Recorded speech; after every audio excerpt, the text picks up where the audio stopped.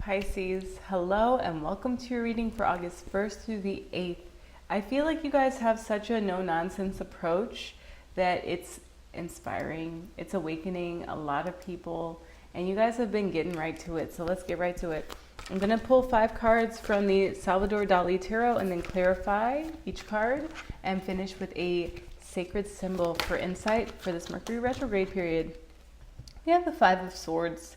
So there might have been some breakdowns in communication, some breakdowns in technology. Maybe you have a message that you would like to share, but you're a little bit shy around getting to that. But there seems to be someone who you have made up in your mind that you want, maybe a creative project that you want to create. And we see that those swords are kind of jumbled around this figure, but he has one in his hand. And the butterfly is speaking to creativity. So there is a lot of creation energy. There's a lot of change around anywhere that you felt stagnant. And we want to continue in that thread of feeling empowered in that way. We have Justice, the Scales, another sword. So we see that there is balance. We see that Libra might be called to work with you. You might feel, and what I love about this card is the perspective shift.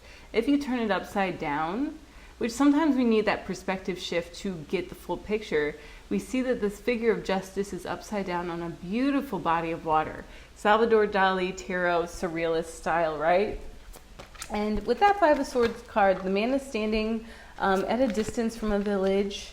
And I know that with the traditional Rider-Waite, he's getting away from, maybe it's a different card, but he's getting away from an army and he's doing it in a way that's a little bit deceptive. But we don't want to let any mishaps in communication become deception. So there's something really brilliant in making sure clear communication. Another sword.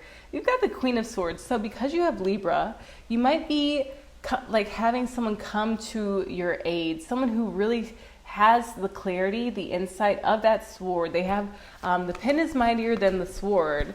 And we want to be sure that we are using our words in a way that is clear. We're using our creative abilities in a way that brings us closer to what we want, to hatching open the project of our dreams, the lifestyle of our dreams, and that we're getting the point across with clear and direct communication. The High Priest. So there's a period of reflection that's going to be required by you guys. And with this card of Priest, the High Priest, there's a Mercury glyph. And it speaks to communication, but I think it's also about the internal insights that you're getting that you might want to convey in a new way with a Libra. And then we have the Ace of Swords here as the 5th card. So many swords. You guys have a lot of ideas, and I'm going to have to check the Dali book for clarity on at least the 5 of Swords. But it feels like there is momentum building around your communication, around getting through any blunders in communication. And it feels like you guys are coming into a state of being empowered in your communication to express yourself from a way that is passionate, not frenzied. We're getting away from that 5 of Swords energy by the end of the reading with an Ace of Swords. So ensure clarity in your decisions and your behavior. If necessary, use a magnifying glass or a pair of binoculars to look at your concerns from all possible angles. Refine love, longing, and passion. This card of release is a card of release from your fears and a new opening in the matters of the heart. So that's the one I read. And it feels like there will be justice in a situation that you guys are seeking closure on.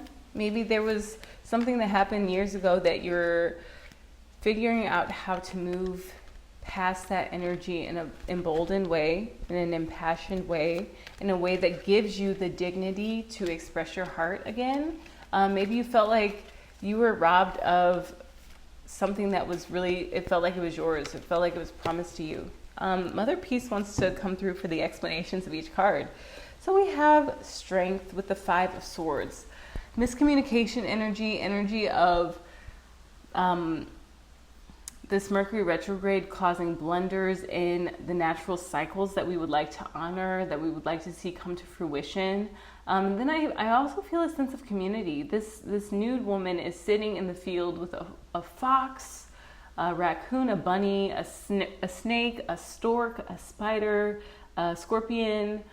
There was recently an animal intuitive that came on to Living Out Loud, one show that Chris of Minapon Tarot was on, and I was watching part of it, and then I just started looking up all the animals. And I realized that Bernadette King is the website I've been going to since college, when I first started looking up animal messengers. So this woman has been with me for lifetimes, maybe, as an animal intuitive. For justice, we have the Nine of Swords. Whoa. And we also have the Three of Wands. So I see Black Moon Lilith in this card. She's kind of walking away from this mom who's doing everything she can. She's got like all kinds of animals. She's got fire. She's got hungry kids who she wants to feed. And we see lots of chaos energy. But in this Nine of Swords, we see someone who's like waking up from a nightmare that is just horrific. And they have all sorts of animals and flowers and starfish and weeping willows. And it's like this person is going for this sword. They're going for the clarity that maybe you haven't been able to find with all of the changes and transitions that you've had from Cancer season to now, where I'm reading the sun is at 10 degrees Leo. But it feels like there's going to be a sense of justice, clarity. Maybe a Libra comes to you with some advice, some clarity, some insights. Maybe you get some from someone with a prominent Libra placement. For this Queen of Swords card, there is a butterfly that looks a bit skeletal. But again, this is you just reclaiming your space, getting clear on your goals, and then I feel getting perspective on them to start hatching what you want in a way that honors you, that honors your creative gifts, that honors the steadfastness in your approach that you've been manifesting, Pisces, with Neptune and Saturn in your sign. You all are coming into mastery of your skills, of your gifts and your abilities with your community. So we have the Nine of Cups, and I love this card. There are people hanging out by a pool, doing backflips, hanging out. It looks like even a Turkish bath. And then there is the Three of Discs, to where it feels like they're building a house of some kind.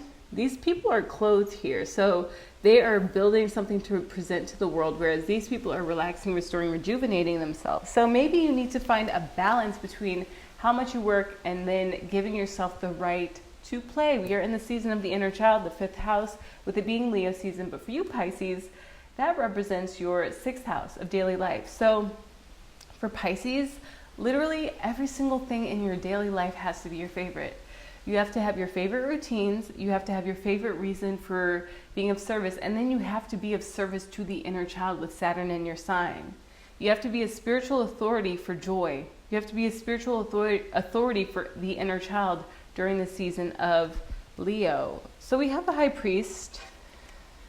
This feels like what you're going to be ruminating on over the Mercury retrograde, over the course of Mercury backing it up from your 7th house into your 6th house.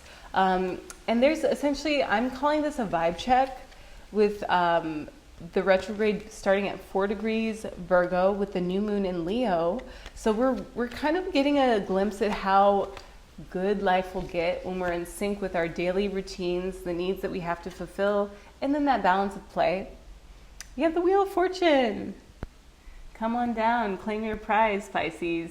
If you sit with God, if you find your bliss in meditation at least twice during this Mercury retrograde, I'm laughing because in Italian there's this saying that's like, if you do something and someone's like, did you do this? And you go, twice. Like, I don't know what that means, but it's like a joke to say, yeah, right, I would never do that. Make sure that you are sitting with the divine and giving yourself that tooth tapping twice, because it's going to allow for you to grow, mature, gain the perspective needed to work with the planets, work with divine synchronicity, and be in spiritual alignment for what's coming for you, what will be available to you in Virgo season.